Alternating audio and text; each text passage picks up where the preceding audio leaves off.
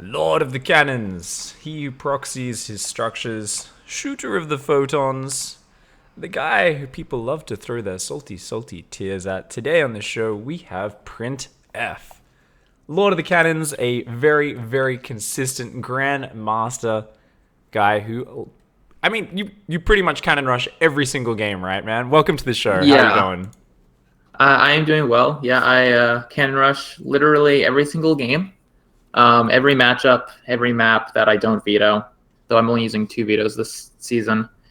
Um, yeah, I like cannons. They're good. Hells yeah. Well, let's dive straight into game and look at a bunch of different games. And this is going to be very interactive for you guys watching live in Twitch chat. Shout out any questions you have there. I know I've actually had Protoss players who I've run into on ladder being like, you need to do a daily asking Printf about his cannon rushes or beating or figuring out how to beat them because I can't beat them and I have no idea what to do. So I know especially the Protoss players have had quite a few issues. And I'm sure the other races are no difference. Do you think like there's a race which is the weakest to the cannon rush at the moment? So I think, okay, so statistically, my win rate is significantly higher in PvP than in any of the other matchups. However, I think if a Zerg goes hatch first, I'm not sure which one I feel more confident against at that point. My experience in PvZ is usually against like 12 pool and 14-14 Right. because people know me. Yeah. So that hinders my PvZ win rate a lot. But so it's hard for me to say which one is actually easier to cannon rush against standard play. Even this game, like I tried to find a more standard game to give you a replay of, but nobody goes hatch first against me, right? Yeah. So it's still a pool first. But yeah, PvP is definitely my highest win rate. That's actually really funny. So if you started playing on a barcode, the PvZ might just like shoot way up. But because you're always playing under your name, everyone's kind of like, oh, play super safe. Yeah. Or if someone else like made like an account with my name on it and then like made a fake Quasar clan like with an O instead of a Q or something because they look similar at first glance. You know, like the fake Avilo? Yeah. There's 6 fake Avillos, yeah. I feel like there's like a new one every week. I feel like there's a few new ones now. I don't know, unless the clans just change, but I know there's like the AIV guy at the moment. Yeah, I played him a few times. And there's one other as well. I know like Jason had an account he was playing on, but yeah. All right, so let's talk about the nitty gritty, the details. Let's go back a little bit and take a look at this rush. And you're at 1 minute as well, right? We're synced up, yeah. I think we're both in the same replay. Yeah, it's synced. Okay, cool. All right, so you see pool first. Talk me through your thought process here with this pylon block. All right. So I put my first pylon in that spot every game on this map against Zerg, and then the other 2 pylons I build if the Zerg is pulling ground because I don't want the low ground to get blocked. I screwed up here and let my low ground probe take too much damage and trapped my high ground probe on the high ground. Ah. So that got a little bit awkward there. Otherwise, But you would have let the pylons finish on top of the ramp. No, I would always have canceled those. Okay. But he screwed up. He had the opportunity to block my low ground wall because of that. Otherwise, those 2 high ground pylons keep his drones out long enough for my first pylon to finish, and then I can build this wall off and cancel those 2 pylons safely with 0 chance of the low ground getting blocked. Right. And so that's basically 50 minerals I invest for a lot of consistency, and I only build them if a drone is pulled and I am forced to do that. But under no circumstance will I let those finish. That's a waste of 150 minerals. Okay, cool. And I noticed you steal the gas as well. What's that for? So one of the strongest and most common responses to this is a lot of Ravagers, because Corrosive Bile, of course, can kill any amount of cannons for free, given enough time. But if you steal one of their gases, they are severely limited in their ability to produce Ravagers. There are still other responses they can do that you have to be concerned about, so it's not like stealing a gas is a free win. But I feel it significantly hinders the Zerg, limits their options. They also can't do any kind of really fast Leonidas play, which I know is really common, though I don't think it's very strong for other reasons. But this basically just limits their options. It also gives me free scouting intel, and it, like, you know, there are Zerglings that are forced to be over there harassing that, so I know they're not link dropping me. It actually does kind see, of like engineering. The vision. Kind of like the eBay block in the natural against Protoss that Terrans do is like just, you know, gives you vision, lets you know they're not attacking with a mothership core. This is similar to that kind of. That's really cool, actually. And yeah, like you get so much vision with it. You actually can see everything popping out of the eggs. Like if you really are unsure what's going on, and you're like, oh, I need to see. Like you could just stare and oh, he's just building more drones, or he's built. Oh, roaches are popping out. So that's really cool, actually, the amount of vision that gives. So at this point, back at home, let's look at your reaction there, because I've had my camera really focused on the offense. So I'm gonna go back, and even as this push is starting up, I notice you've been probing behind this kind of on and off. So you did initially cut a little bit, I believe? I cut to 18 probes for the first pylon. And then if he's not pulling any drones while I'm sitting there with my 200 minerals banked in case he pulls, if he gives me the opportunity, I'll add in like 19th and maybe even a 20th probe based on what his response is to the first pylon. This game, he like pulls aggressively, so I don't squeeze in any more probes. Until now. Once the cannon is walled in, I can start safely probing again. So you can now see I've gone up to 18 supply, which is... I lost a probe, so that would be 19 probes otherwise. Yeah. Okay, nice. And then obviously your first pylon always goes at the wall, so you can have a nice solid wall in there. Your wall in is kind of interesting back at home. I just want to look at that for a moment.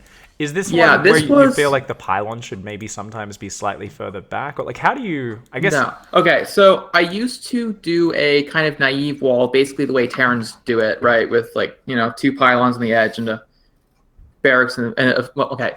Terrans do it with 2 depots and a barracks. I used to do 1 pylon on the edge and then like a forge in the middle, and then I would like put my cybernetics core on the other side or something. Yeah. But a viewer of mine actually noted that I could do this instead, and it's really quite brilliant, because with this wall off, you still make a solid wall with the same number of structures, assuming that you are walling off with a cybernetics core into forge and not a second pylon. That's the only weakness to this, really. And this way, the pylon can be attacked by a single Zergling. This gives you like an extra 20 seconds against this kind of counterattack. If the Zerg like counterattacks with 6 lings or something, and your pylon is not in this exact situation, it can die really quickly. So this buys you an extra like 20 seconds to get cannon up and defend a ling counterattack. And that's really important, right? Because you're not going to have any extra money for like a third 3x3 structure or anything like that. And yeah. What I was thinking about is, well, wouldn't you rather not have a pylon in the wall at all because of a Baneling bust? But if I look at this, that cannon and that cybercore are tight, and I'm pretty sure they're out of range of Banelings that hit the pylon. So you could just put a single gateway to the right-hand side of the pylon on cannon, and that would be like a really solid Baneling-proof wall, right? Yep. Yeah. Awesome. Exactly. All right.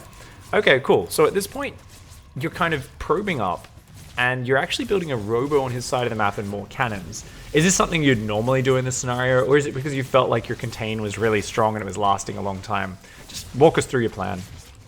Yeah, so this is my standard PvZ at the moment. I've gone through, you know, a lot of different builds like everyone. This is my current standard. I go for proxy robo pretty much every game against Zerg. And there are 2 variations of this that I can do. I can do 1 robo, and I get a couple immortals, then I go into disruptor tech, get warp gate, and then I have like an immortal, disruptor, adept, stalker army.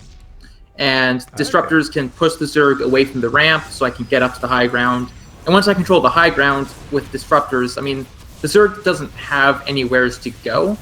Yeah. So like you can't really fight disruptors in that position. So that's really strong. The other one that I do is 2 robo facilities, and I just get a lot of immortals and a single warp prism for micro.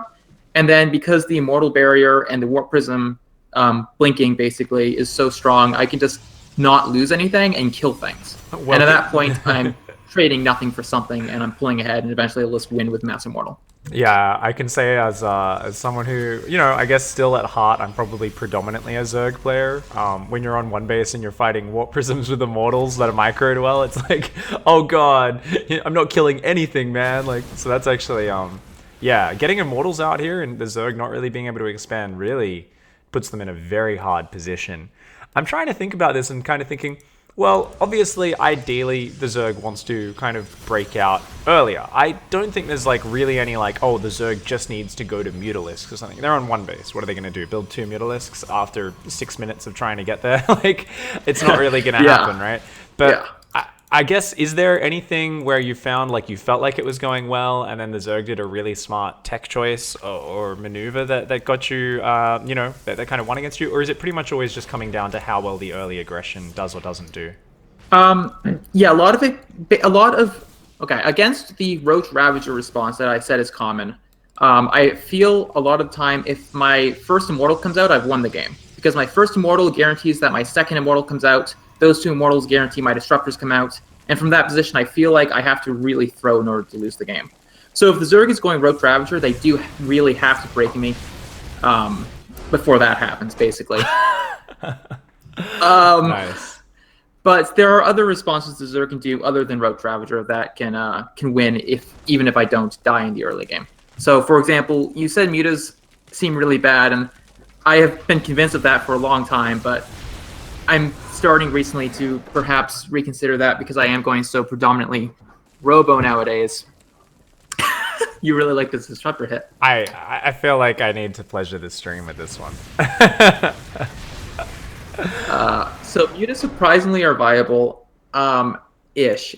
I think if I have a good enough game sense, I can consistently kill a Zerg before the mutas pop out, because it is a lot of commitment to get them. And specifically, if I'm going Disruptors, I will also have Stalkers. If I'm going for the double Robo, then I need to just kill the Zerg before many mutas come out. Okay. Other than that, you can use Evo Chambers to drop a drone out and get another base, and then if I'm not on point with dealing with that, I can lose. But largely, if I get my Disruptor tech out, I feel like it is on me to lose the game, basically. Yeah. I can definitely agree. I mean, once you've got the Zerg hemmed in on one base like that, I think definitely it's your game to lose from there with the different tech choices. So let's hop out of that replay. Let's look into a loss replay here against Warren that you sent through now. And I think we can continue to answer more questions and look at some of the details as well. So already a question from chat, by the way. What are the maps that you veto? Yeah, I answered that in chat, actually, which is I veto Honor Grounds and Belshire. Honor Grounds is basically the spawn of Satan for a cannon rusher. I don't think I need to elaborate on why. It should be obvious. Large map, 4-player map, in-base natural, large ramp to the main, no even remotely good spot to cannon rush, like bot space behind the mineral lines. You can't even make a mineral wall. It's horrible. Belshire is a more interesting one. I've had a lot of people ask why I veto that. And there's no clear answer. It's just not a good map. Basically, against Zerg is the primary reason I veto it. The ramp does not lend itself to my usual gateway, pylon, cannon wall on the low ground that we saw in that last game. Any map that doesn't allow for that, PvZ, I do not like. I can find ways around it. For example, I don't veto Proxima Station. But I really like it to have that. And then against Terran and Protoss, it's still not good. The ramp is far from the command structure, and there's no good wall anywhere near that. And it's just got a whole bunch of like small things that are bad about it. There's no one particular reason, but I veto it for just a lot of small reasons. Okay, awesome, man. That's really good. So we are hopping into a loss now. So we've already got questions in chat popping up. What's a good response to this as Zerg? What's a good response as Protoss and so on? So guys, we are going to be going through kind of how ideally the player would defend and the ins and outs, because we are looking at a win and a loss from each matchup. But feel free to continue asking your questions. We will keep talking about them. One more question here. Actually, no, let's just keep looking at this. So this is a 4-player map. Now you've pylon scouted cross map. So right after your pylon, and then you've sent 2 more probes out immediately. I guess you need to scout them ASAP on a 4-player map, right? Because basically the moment you get 300 minerals, you want to be walling off that ramp and getting that cannon going, yeah? Yeah. So this is not my standard wall on this map. But I knew that he was going to 12 pool me because, we played the previous game. And on Cactus Valley, a 12 pool finishes by the time your probe gets to his base. So I do a more conservative wall up here, and it kind of plays out similarly to if I got the cannon up near the ramp. So it doesn't change too much other than that I'm now here instead of closer to the ramp. And this is probably viable even against not a 12 pool, but normally I do prefer to take the ramp. So I'm not sure if that's actually correct. Maybe I'll do this every game. I don't know. That's interesting. I think, yeah, this is really cool, right? Because this is definitely the much more conservative one, and it's the right response against what you're facing here. I think it's funny, right? So I'm thinking about like, okay, this game's going to be quite a bit different because Warren's gone for this very like aggressive approach, and this is really cool because this shows how this works in this scenario. I think after this game, we'll quickly hop back in that other replay, and we'll look at that same fight from the Zerg perspective, and we'll kind of just look at like how a Zerg can potentially stop that with a pull first or a hatch first, you know, and pulling drones and all the little details, because there's so much detail to stopping that wall off get up of yours, and it really is really detailed. But for now, this is a very interesting position. So you're just going to kind of leapfrog your cannons forward, and I guess because it's a 12 pull and you see he's going for this hatchery. I notice you only just started probing now, and that's because you're kind of prioritizing like, okay, I need to make sure I get in range of this hatchery before the creep gets out there, right? Yeah, well, not this creep, but more so roaches and ravagers. I need the cannons done before roaches come out because you can't zone those out well, and ravagers are really scary. In general, if you're getting 12 pooled, you can afford to cut a lot of probes because you're still going to be ahead on economy anyway. Yeah. Even with all those cuts, I'm still out 5 workers. Even with one of them out on the map, that still gives me a much better economy if I can just not fall really far behind. That's an accidental cybercore placement back at home, right? With the gap? See, it's not the cyber, it's the pylon that's misplaced. Oh, okay. Right. Yeah, so even if you put the maybe cyber, it's the cyber. Maybe one of them is wrong. I think it's the cyber's just down one space. That's possible. I think I'm not sure. Yeah. Okay, cool. That's entirely possible. So this time you're building stalkers and 2 gateways. So just walk us through your plan. Just get enough stalkers and just kind of fight him here with stutter step micro and. Yeah. So in Heart of the Swarm, my go-to plan against Zerg was 3-gate stalker. Your stalkers poke the roaches, fall back to the cannons. Cannons trade really well with everything. So stalkers can kite everything the Zerg has.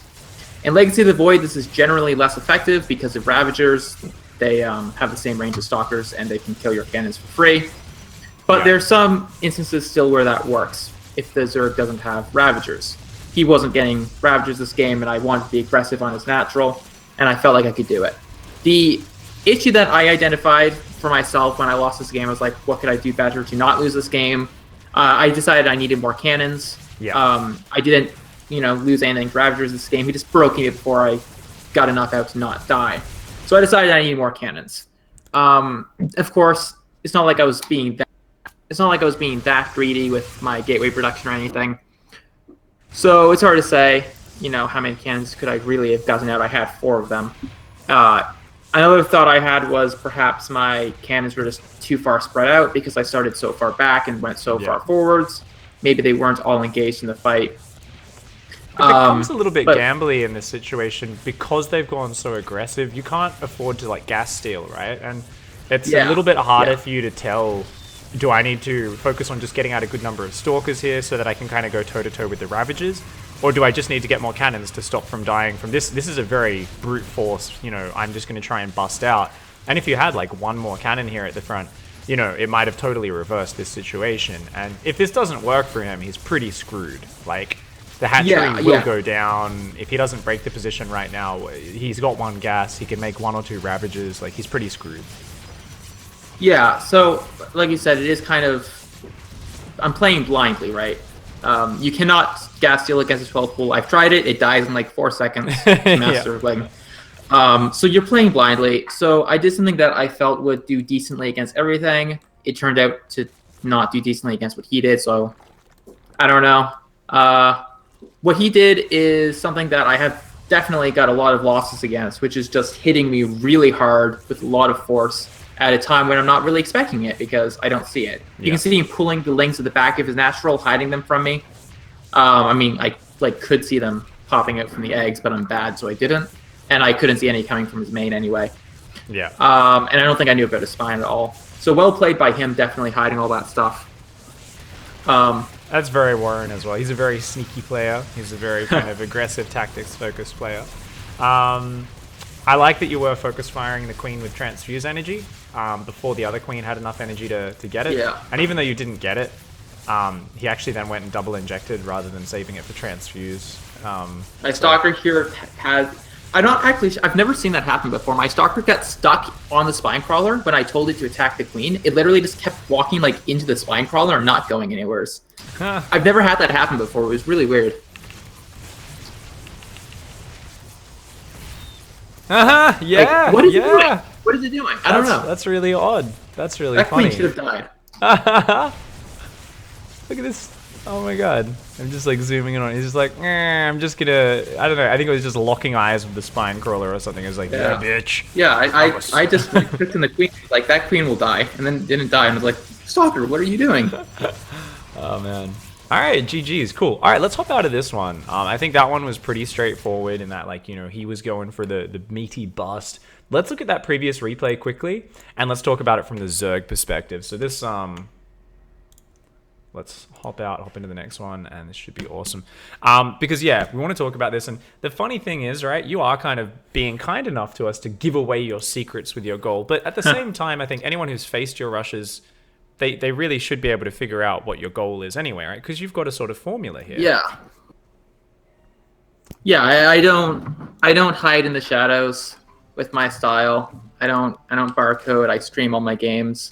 I've made YouTube tutorial videos on how to cannon rush, and you can of course reverse engineer that probably to figure out how to stop a cannon rush.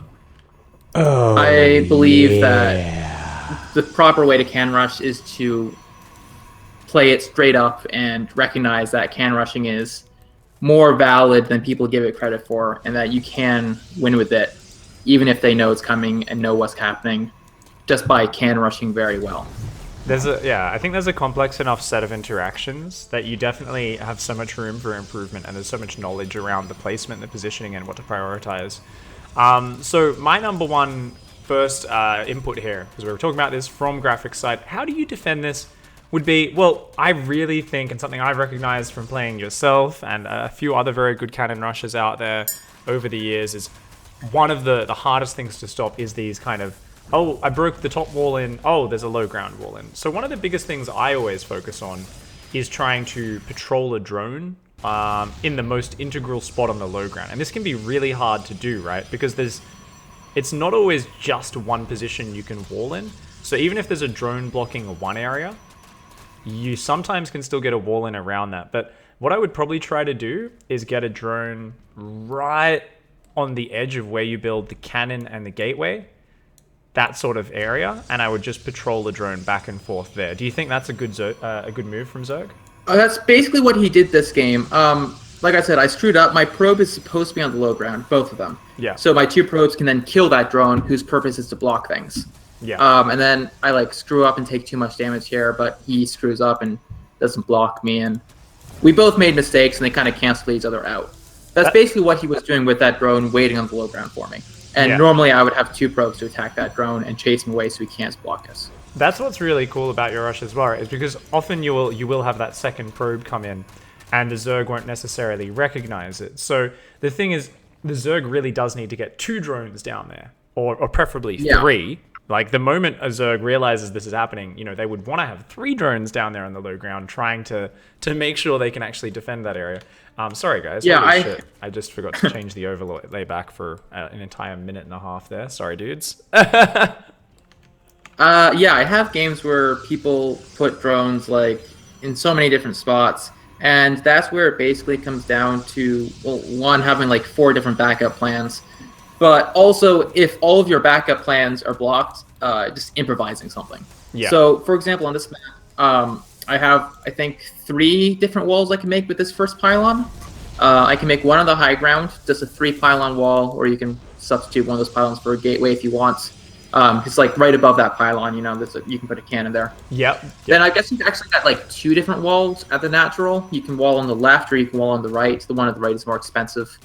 And then you can also, and this is the one that gets a lot of people, especially against 12 pools, I use this a lot because it's really conservative, is you can actually wall at the 3rd.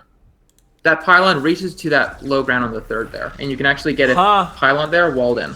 Cannon there walled in. That's so cute. A little cannon down there. Wow, that's actually nobody funny. blocks that. That's crazy. So this is really cool, right? Because I love what you're talking about here, because it suddenly becomes, yeah, there's so many different spots. And this is often when I play a cannon rush player, I'm like trying to block multiple spots and I'm not really sure what I'm blocking. And sometimes I'll think I've got everything blocked, and then bam, they find a new spot. I'm like, are you kidding me? Where did this spot come from?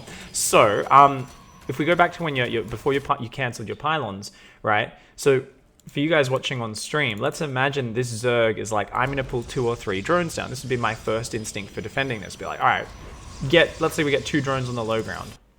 But then instead of cancelling all 3 pylons, you could keep the one on the right and then just wall in the bottom right-hand side of the ramp. And there's 2 drones like patrolling this top left area. Or there's 2 drones down there patrolling, and then you just build a cannon on the high ground with a gateway and a pylon, or 2 pylons in front of it.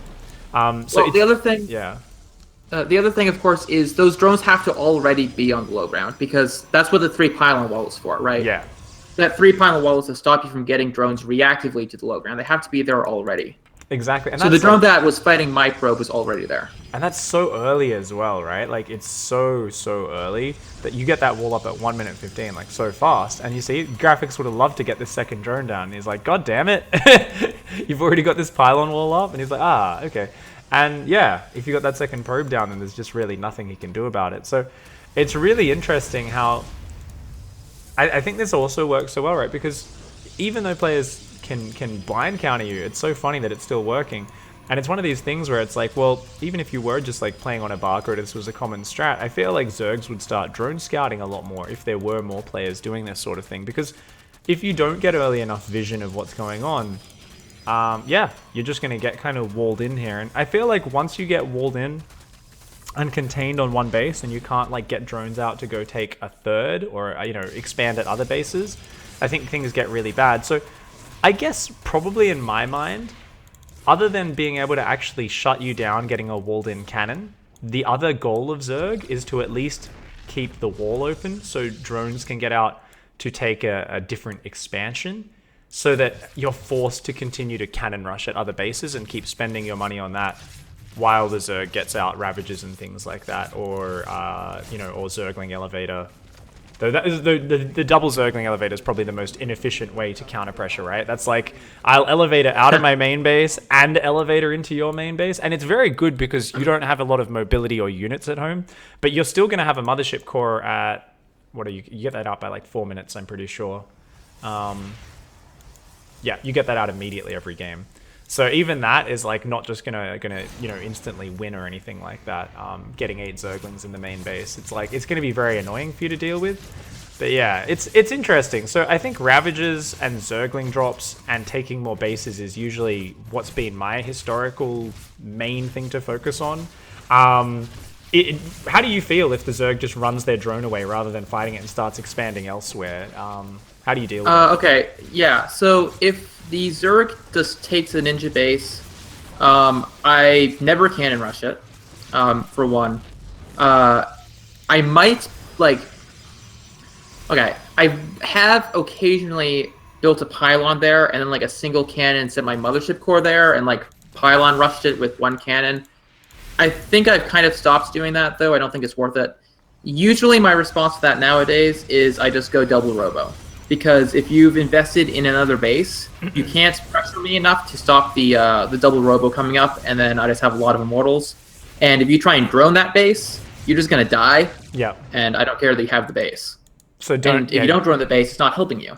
Yeah, I think that's smart, right? Don't overinvest and be like, I've got to cannon this. Because normally, you know, I don't play against cannon rushes that much. And I've normally said, well, they seem kind of bad in Legacy because Ravages are good, because Ling drops are good.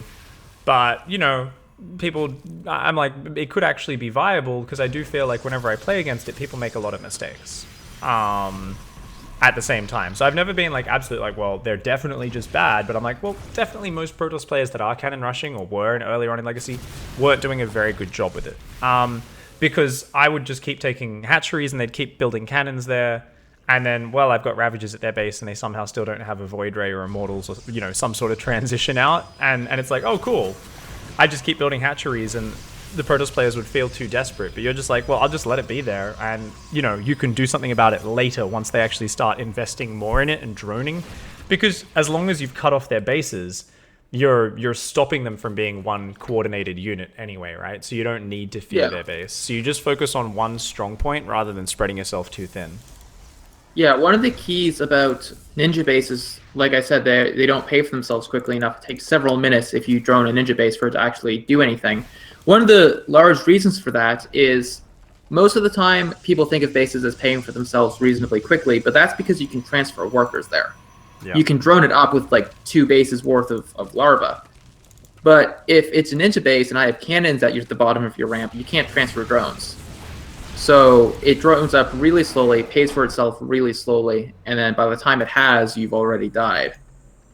And also, on another thing that you said, I think it's a very underrated response to pretty much a lot of things to just kill the opponents. Like, if I have a Nidus come up in my base, I'm like, I didn't even know he had a lair tech. I'm just going to A-move him, because he's invested a lot in a lair tech. And if his units are on my base, not in his base, the Nidus doesn't clone your units, it just moves them.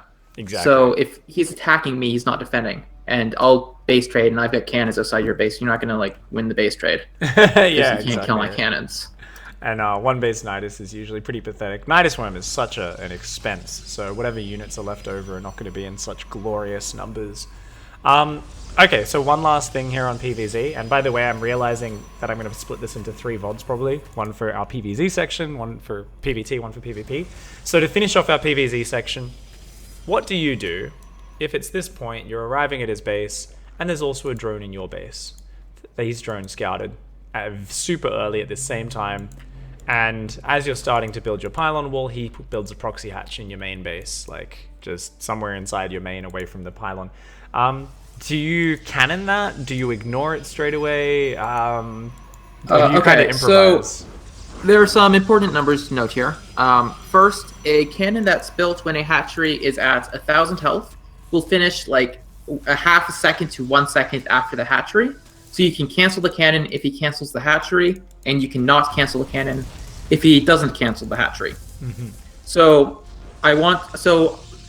basically I'll cannon rush like normal, and then when the cannon rush is over, the hatchery will be at like 800 health-ish, and then I can cannon it when it hits 1,000, and if he cancels, great. If not, great. And you probably build 2 cannons straight away, or... Okay, so this is the second thing. A hatchery spawns larvae below it, right? It will always spawn the larvae below itself. Yeah.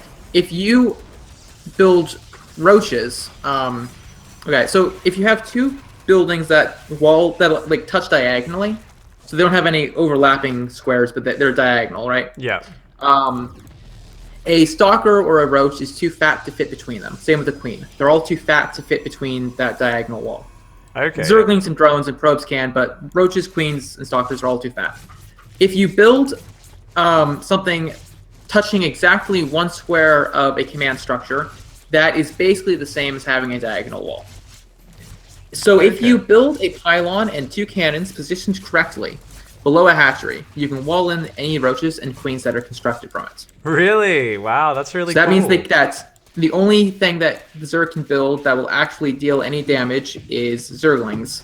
And those aren't honestly that scary. You can just like build them on the ship core and be fine. That's cool. Yeah, I was thinking like, oh yeah, you should build your cannons like on the side of the lava, but I didn't think build the pylon and the cannons right up against it and it'll actually wall them in. That's so cool. That's a really cool tip actually. That's so cool. Awesome. And also, in case of Zerglings, you can put like 3 probes in the gaps just in case any Zerglings get walled in. Awesome. Also. Nice. All right, sick. I think that covers the Zerg versus Protoss, I think. So to summarize, for you guys out there who are facing this sort of cannon rush, the key things are to try and get drones down as quickly as possible and block a few of these bases. It's definitely going to potentially get messy either way, but I definitely do think if the Zerg can try and expand elsewhere, then that's definitely something which can help, because then they can counter pressure from there. Ravages are very good, as you guys heard from Printf. He was saying Ravages are definitely something where if you can get them out fast enough, that can be good. Potentially stopping the gas steal, getting a fast second gas up could help. But yeah, personally, my instinct, and I think there's a lot of different ways you can try to fight against anything in StarCraft, would still be to really focus on the drones and try to block all the good spots. And if you get the cannon down at the 3rd, like that's okay, but you know, as long as I can kind of defend the natural and make it a lot more expensive for you to cannon rush your way over there. Definitely something I can probably look at in more detail in future. But the other way we saw, of course, is if you just go for a fast spawning pool or something like that, there's a good chance you can do a warren, you can kind of hide your units, and then just bust out with one big meaty push. And yeah. I will want to make one more note quickly. Yeah. The players, Caleb Arrakis and Jig, are two of the strongest players I've played against in terms of defending the cannon rush using Ravagers. Jig, builds an earlier spawning pool in gases and gets the fastest Ravagers you've ever seen and just kills me immediately.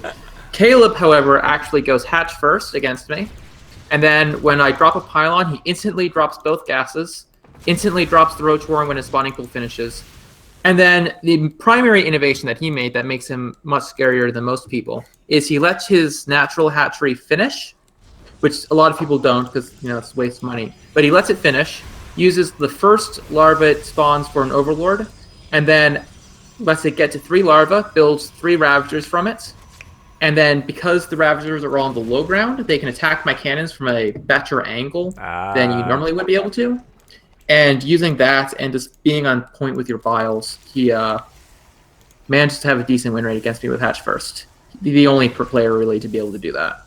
Okay, awesome. All right, let's move on from PvZ now, guys. So that will be the end of the ZVP PvZ cannon rush VOD there. So that's cool to know that someone does defend it really well with hatch first as well. Awesome sauce. All right, so PvT next. This is the